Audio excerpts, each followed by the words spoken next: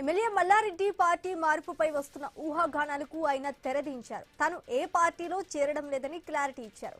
కేటీఆర్ పుట్టినరోజు సందర్భంగా ఆయన 125 ఏండ్లు బతకాలని మల్లారెడ్డి ఆకాంక్షించారు. రక్తంతో రాసిన లేఖ వ్యవహారంపై మనస్తాపం చెందారు. చాలా బాధ అనిపించింది నాకు. ఎవరు అడ్రస్ కూడా రాయలేదు. తప్పకుండా నేను కలుస్తా. నేను ఆయన బాధ అంతా నేను పార్టీలకి వెళ్ళి మారుతున్నాను. బాధ అది రాసిండు. నాకు కూడా బాధ అనిపించింది. చాలా ఇబ్బందికరం ఉంది. అడ్రస్ తెస్తే తప్పకుండా ఆయన ఇంటికి పోతుంటే తప్పకుండా నేను ఎట్లయినా అడ్రస్ తెచ్చుకొని పోతా. నాకు కూడా బాధ. నేను ఎక్కడ పార్టీలకు పోతాను. కొంత రాసినందుకు చాలా బాధ అనిపించింది నాకు. ఎవరు అడ్రస్ కూడా రాయలేదు. తప్పకుండా నేను కలుస్తా. నేను ఆయన బాధ అంతా నేను పార్టీలకి వెళ్ళి మారుతున్నాను. బాధ అది రాసిండు. నాకు కూడా బాధ అనిపించింది. చాలా ఇబ్బందికరం ఉంది. అడ్రస్ తెస్తే తప్పకుండా ఆయన ఇంటికి పోతుంటే తప్పకుండా నేను ఎట్లయినా అడ్రస్ తెచ్చుకొని పోతా. నాకు కూడా బాధ. నేను ఎక్కడ పార్టీలకు పోతాను. ఎమ్మెల్యే మల్లారెడ్డి పార్టీ మార్పుపై వస్తున్న ఊహాగానాలకు ఆయన తెరదించారు. తాను ఏ పార్టీలో చేరడం లేదని క్లారిటీ ఇచ్చారు. కేటీఆర్ పుట్టినరోజు సందర్భంగా ఆయన 125 ఏండ్లు బతకాలని మల్లారెడ్డి ఆకాంక్షించారు. ఇక ఇదే అంశానికి సంబంధించి పూర్తి డీటెయిల్స్ మా ప్రతినిధి రత్నకుమార్ అందిస్తారు. రత్నకుమార్, చెప్పండి, ఎమ్మెల్యే మల్లారెడ్డి ఏ పార్టీలోని చేరట్లేదు అనే ఒక సందేహాన్ని అయితే మనకు చెప్పినట్టుగా తెలుస్తోంది. దీనికి సంబంధించి పూర్తి డీటెయిల్స్ ఏంటి? శ్రీజ, గత కొంతకాలం నుంచి ఎమ్మెల్యే మల్లారెడ్డి తను బీఆర్ఎస్ పార్టీని వేడబోతున్నారంటూ వార్తలు హల్చల్ చేసినటువంటి నేపథ్యంలో ఈ వార్తల పైన తొలిసారి మల్లారెడ్డి స్పందించారు. తాను ఏ పార్టీలోనూ చేరటం లేదు, తాను బీఆర్ఎస్ లోనే ఉంటున్నాను అనే విషయాన్ని ఆయన స్పష్టం చేయడం జరిగింది. ఇవాళ బీఆర్ఎస్ వర్కింగ్ ప్రెసిడెంట్ కేటీఆర్ పుట్టినరోజును పురస్కరించుకొని ఆయన పుట్టినరోజు వేడుకల్లో కండువా కప్పుకొని పాల్గొనడం జరిగింది.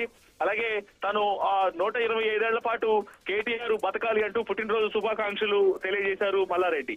ఇక దీంతో పార్టీ మారుతున్నారు మల్లారెడ్డి అనేటువంటి వార్తలకు ఫుల్ స్టాప్ పడిందనే చెప్పాలి.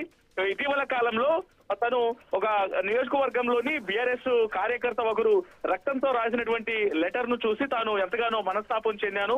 అసలు ఆ లెటర్ ఎవరు రాశారో కూడా తనకు తెలియదు అంటూ కూడా ఆ విషయాన్ని సైతం స్పష్టం చేయడం జరిగింది. అయితే ఈ యొక్క విషయాల వెనుక గతంలో ఒక నియోజకవర్గంలోని ఒక బీఆర్ఎస్ కార్యకర్త పుట్టినరోజు వేడుకల సందర్భంగా తను ఆ పార్టీకి ఏదైతే అంటే పార్టీకి సంబంధించి కార్యకర్తలతో దగ్గరగా లేకపోవడాన్ని ఆ పార్టీని వీడుతున్నారు అని అంటూ కూడా వచ్చినటువంటి వార్తల నేపథ్యంలో అంటే పార్టీ కార్యకలాపాల్లో యాక్టివ్ గా పాల్గొనడం లేదు అని తనను మర్చిపోయారేమో, బీఆర్ఎస్ కు దూరంగా ఉన్నారని మర్చిపోయారేమో అంటూ కూడా ఆయన మాట్లాడినటువంటి వీడియోలు సోషల్ మీడియా వ్యాప్తంగా హల్చల్ చేశాయి. సో ఈ క్రమంలోనే ఆయన పార్టీ వీడి మరొక పార్టీలో జాయిన్ అవుతున్నారు. అలాగే ఇటీవల కోడలు ప్రీతిరెడ్డి సైతం వెళ్లి బీజేపీ కార్యాలయంలో అక్కడ ప్రతినిధులను బీజేపీ నేతలను కలిసినటువంటి నేపథ్యంలోనే ఆయన పార్టీ కుటుంబ సమేతంగా పార్టీ మారబోతున్నారు. అలాగే మోడీని కూడా కుటుంబ సభ్యులు కలిశారు కాబట్టి వీళ్ళంతా కూడా పార్టీ మారబోతున్నారు. మల్కాజ్గిరి నియోజకవర్గంలో అందరూ కుటుంబ సమేతంగా పార్టీ బీజేపీలో జాయిన్ అవుతారంటూ కూడా రకరకాల వార్తలు అనేవి హల్చల్ చేశాయి. సో మొత్తానికి ఇవన్నీ అబద్ధాలు అంటూ కూడా ఆయన గుట్టిపారేయడం జరిగింది. తాను బీఆర్ఎస్ లోనే కంటిన్యూ అవుతాను, ఎటువంటి పార్టీలలో కూడా వెళ్ళట్లేదు అన్న విషయాన్ని మల్లారెడ్డి స్పష్టం చేయడంతో యొక్క ఏదైతే ఆయన పార్టీ మారుతున్నటువంటి వచ్చినటువంటి పుకార్లకు ఫుల్ స్టాప్ పడిందనే చెప్పాలి శ్రీజ.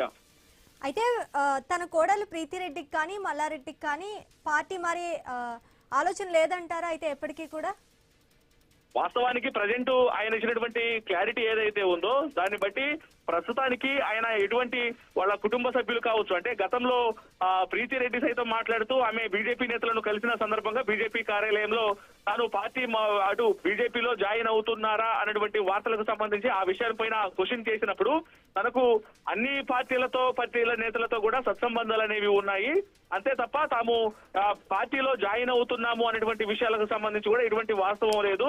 తెలిసిన వ్యక్తులు అలాగే ఆత్మీయులు ఉండడం చేతనే కొన్ని ఏదైనా అంటే అక్కడ ఎడ్యుకేషనల్ ఇన్స్టిట్యూట్ లో నిర్వహిస్తున్నటువంటి కార్యక్రమాలకు సంబంధించి అక్కడ బీజేపీ నేతలను ఇన్వైట్ చేయడంలో భాగంగానే, ఎందుకంటే కేంద్ర మంత్రిగా కిషన్ రెడ్డి ఉన్నారు, అలాగే ఇతర కీ రోల్ ప్లే చేస్తున్నటువంటి నాయకులు బీజేపీలో ఉన్నారు కాబట్టి ఎంపీల హోదాల్లోనూ వివిధ హోదాల్లో ఉన్నారు కాబట్టి వాళ్ళను కలిసి మల్లారెడ్డి ఎడ్యుకేషనల్ కాలేజీలలో జరుగుతున్నటువంటి వేడుకలకు హాజరవడం కోసం ఆ ఇన్విటేషన్ ఇవ్వడానికి మాత్రమే వచ్చాను తప్ప ఇందులో ఎటువంటి రాజకీయ కోణం లేదు అనేది ఆమె స్పష్టం చేశారు. అయినప్పటికీ కూడా పార్టీ మారుతున్నారనేటువంటి విషయం చర్చలు రావడం వెనకాల ఆ నియోజకవర్గంలోని ఒక కార్యకర్త పుట్టినరోజు సందర్భంగా మల్లారెడ్డి చేసినటువంటి వ్యాఖ్యలు ఏవైతే ఉన్నాయో పార్టీకి దూరంగా ఉన్నారని మర్చిపోతున్నారా అంటూ చేసిన వ్యాఖ్యలు మరింత ఆజ్యం పోతాయి. ఆయన పార్టీ మారి బీజేపీలో జాయిన్ అవబోతున్నారు బీఆర్ఎస్ మీడియాని.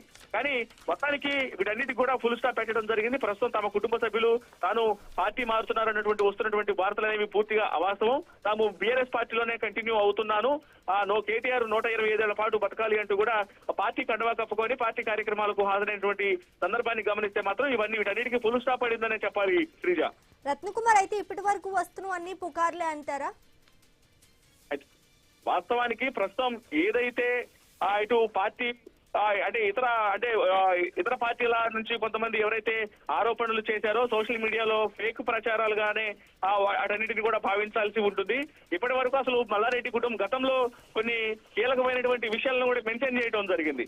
తాను ఇంటి దగ్గర బీఆర్ఎస్ కు సంబంధించినటువంటి పోస్టర్లు, బీఆర్ఎస్ కండవాలు కప్పుకొని మల్లారెడ్డి ఉన్నటువంటి పోస్టర్లు వాటన్నిటిని కూడా తొలగించిన తర్వాత ఇక బీఆర్ఎస్ పార్టీకి దూరం జరిగారనేటువంటి ప్రచారాలు అనేవి మరింత ఎక్కువయ్యాయి. కానీ అటు కార్యకర్త పుట్టినరోజు వేడుకల్లో చేసినటువంటి వ్యాఖ్యలు కావచ్చు, కోడలు ప్రీతిరెడ్డి బీజేపీ నేతలను కలిసినటువంటి సందర్భం కావచ్చు, ఇవన్నీ కూడా ఆయన పార్టీ మారుతున్నారన్నటువంటి విషయాలకు ఆద్యం పోసినప్పటికీ నోరు విప్పి ఆయనే స్వయంగా చెప్పారు కాబట్టి ఈ యొక్క ఆయన పార్టీ మారబోతున్నారు, త్వరలోనే వేరే పార్టీ తీర్థం పుచ్చుకోబోతున్నారు అన్నటువంటి వార్తలకు ప్రస్తుతానికి ఫుల్ స్టాప్ పడినట్లే చెప్పాలి Sreeja. Right, thanks for the update Ratnakumar.